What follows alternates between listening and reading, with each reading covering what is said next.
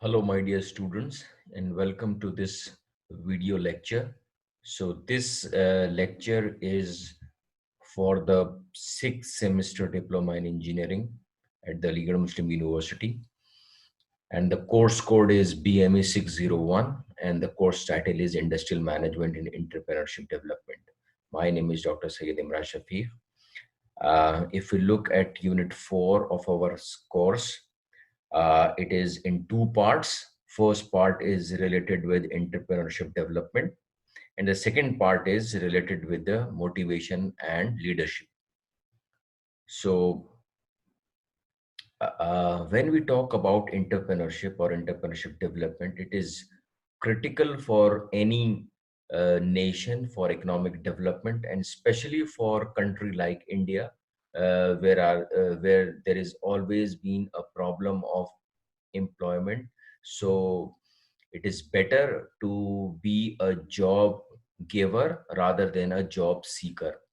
So the objective of this part or this unit is to introduce to the final year students that there is an option available of entrepreneurship as a professional life for themselves. So, so to start with, let's first define what an entrepreneur is. Entrepreneur is a French word which means to undertake.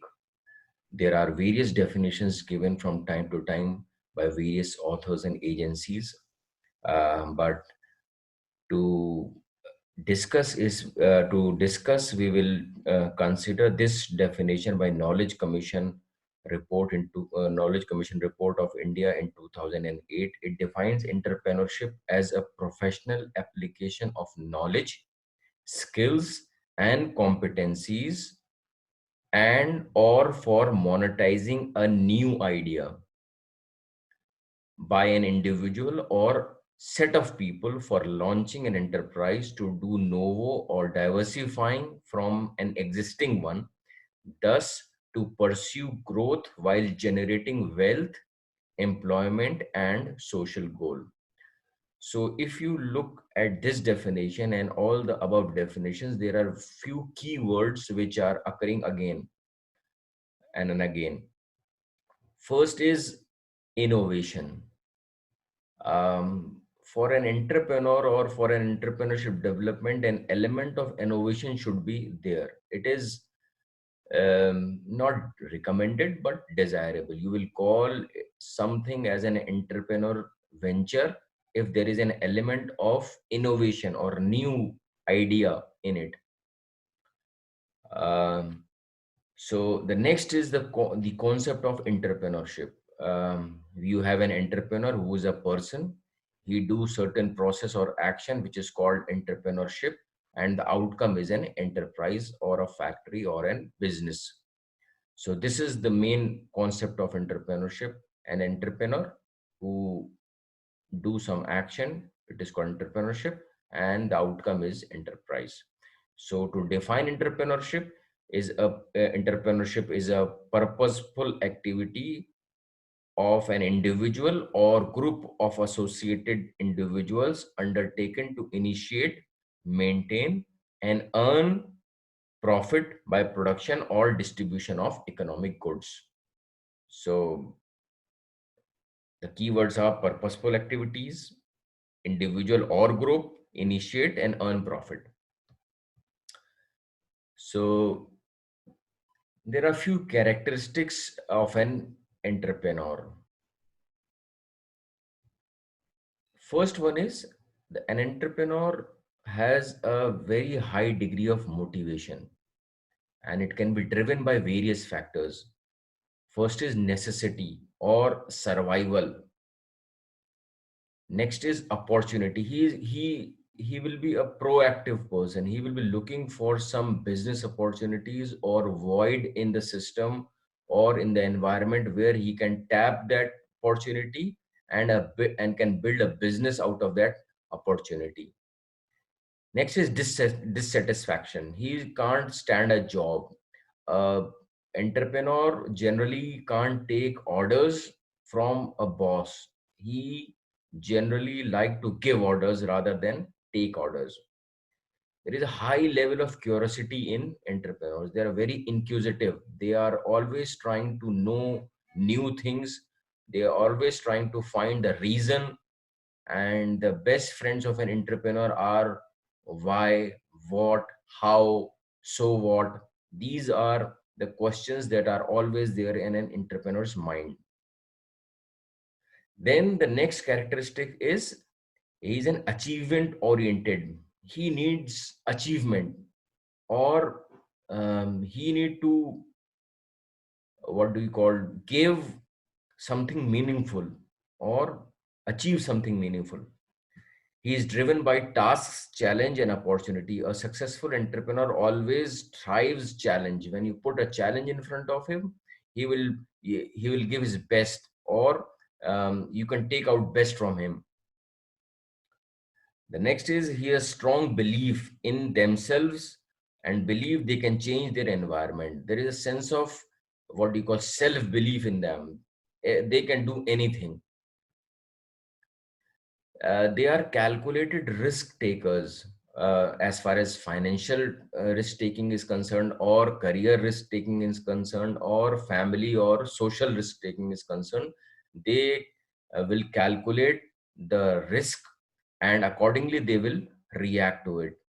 If it is within the boundaries, they will take it, and if it is too much of a risk, then they will consider for the right time to take that decision. They will prize their independence. They are self-motivated, self-reliant, prefer autonomy. They want to be independent. The next is willingness and ability to assume and manage risks. They can manage people and risk and ability very well. More critical with the new to the world products. So if you look at the examples of successful entrepreneurs, they are thinking beyond their time, or they are looking at the future. So the products which are new to the world, they can see before time, and they can tap that opportunity, and they can react.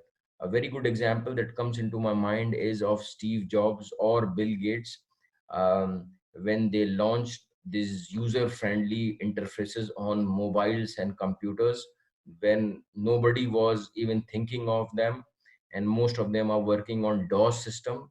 And when the Windows came, or when the iPhone came, they were instant success. So these were certain positive sides of an entrepreneur, but there are certain dark sides of their also. They need excessive. There is an excessive need to control. They want to control everything. They want to micromanage it. Even the small decision, they want to have their part in it. They are impatient and need applause.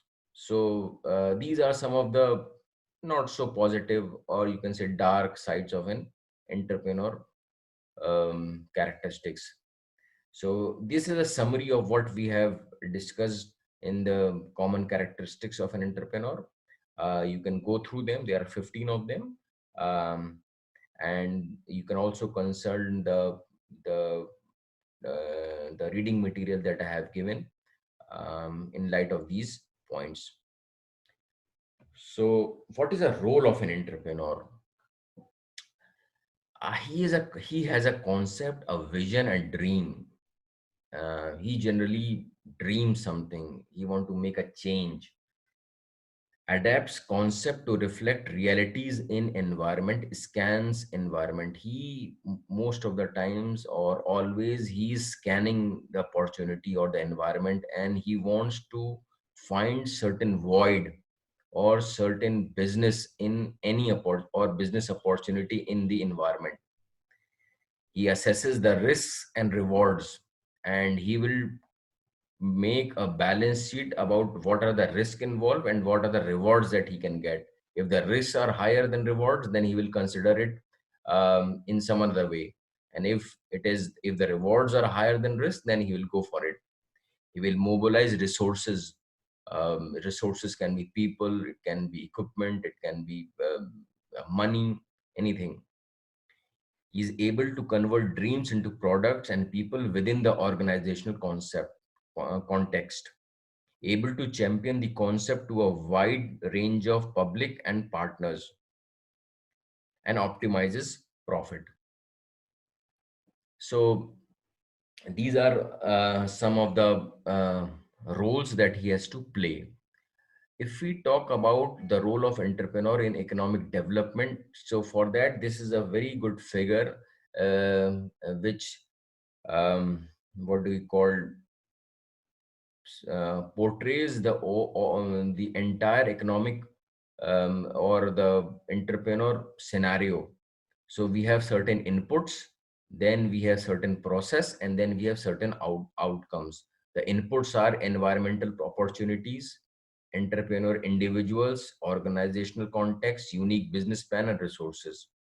The process the process that our entrepreneur has to do is identify opportunity, assesses and acquires necessary resources, and then he has to implement it. Then the next part is entrepreneurial creation intensity. So there are a number of events and degree of entrepreneurship. It is innovation is one part. What kind of innovation is required? How much risk taking is there? How much productiveness is required? And once you do all of these, there are certain outcomes. The outcome can be a very good venture or a business. The value will increase. You will get a new product or services. You will have processes. You have new technologies. Profits or personal benefits will be there. Employment, asset, and revenue growth for the nation and the society as a whole. So this is a very good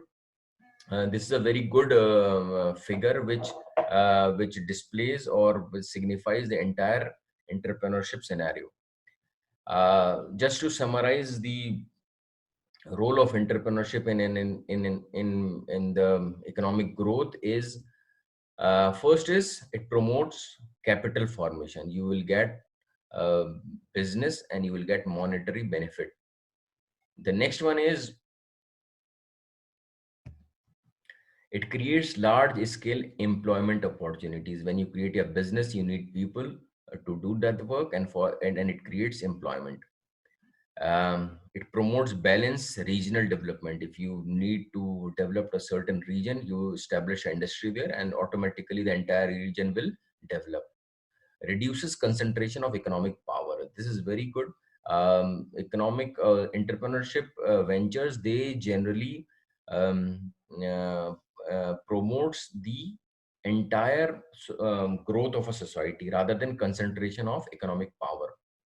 Creation of wealth and distribution, increasing national gross national product and per capita income of a nation. It improves standard of living, and it will provide better facilities, better better education system. So it will improve standard of living. It promotes countries export trade. When you are making or you are manufacturing new products, you will export them, and it will create economic, what do you call it? It will have economic development for the country. It facilitates overall development. We have already discussed it.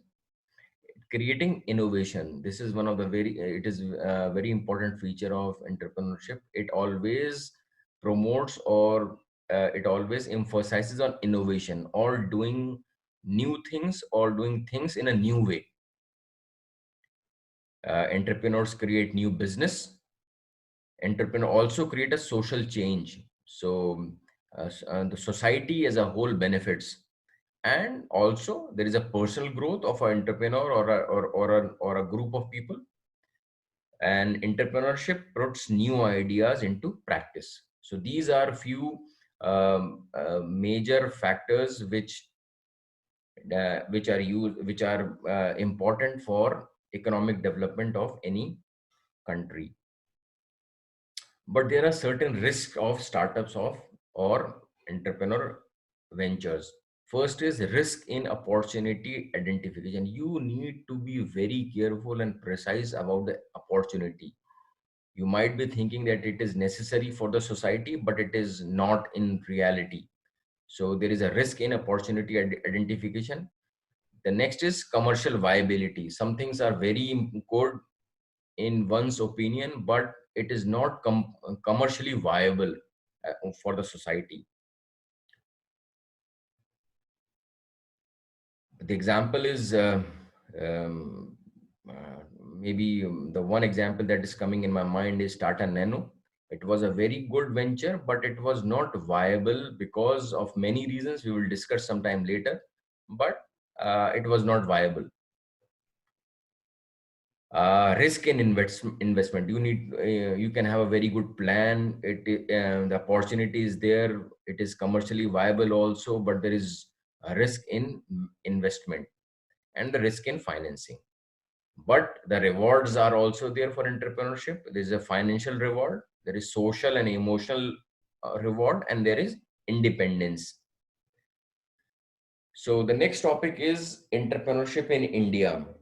Entrepreneurship is critical for a country like India, where there is an organized sector and there is always a lack of employment opportunities. So even the government is promoting entrepreneurship in India. If you look at the entrepreneurship in India and the levels and the sectors in which India deals, the level one, which is the biggest level, it consists of agriculture and other activities. Level two is of trading services, wholesale and retail trades, hotels and restaurants. Level three is old economy or traditional sectors like manufacturing, electricity, gas, water supply. And level four are emerging sectors like IT, finance, insurance, construction. So these are the various levels or sectors in an Indian business scenario. So to promote entrepreneurship in these sectors, the government of India have taken many initiatives. Some of them are Startup India. The idea is to increase the wealth and employability through increasing entrepreneurial spirit, especially among the young and the students, college students. Then other is Aspire. It aims to increasing employment, reducing poverty, and improving innovation in rural India, especially in rural India and in agro business industries.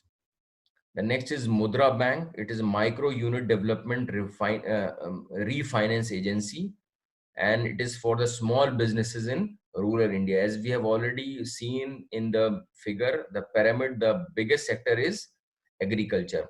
So even the government is focusing on rural area and the agriculture sector. Then there is a separate Ministry of Skills and Development and Entrepreneurship. It has been recently built, and the main idea is to promote and encourage entrepreneurship among people. Then there is Atal Innovation Mission, it to provide promotional platform which will involve academicians, and it will promote culture of innovation, research and development. And apart from these, there are many other ventures you can study by yourself. I have listed them. So but even the government, after the so many initiatives of the government, there are certain barriers to entrepreneurship. We can classify these barriers into two groups. First is environmental barriers, and the second one is personal barriers. Environmental barriers consist of social barriers, economical barriers, cultural and political. Unfortunately, in our society, even today, we are not very keen to take risks. We still try to play defensive. Most of the students, what they try after finishing their studies, they try to seek a job, and they try to live a secure life rather than take a risk. And the reason is that we don't want to take a risk because as a society, we do not promote risk taking, and we look down failures in a very poor way. Then there is a person there are personal barriers, for example motivation and perceptional. So we need to motivate students. The motivation level is low because we think there are certain myths about entrepreneurs. Certain myths that they are lucky, they are born with entrepreneurs are born, they cannot be made. the innovation and new ideas are cannot be generated. These are certain misconceptions and perceptions that are wrong, and they act as a barrier to entrepreneurship. If we talk about percentages, um, there are 21% barrier of um, inadequate skills and trainings. So they have everything, but they don't have skills and trainings.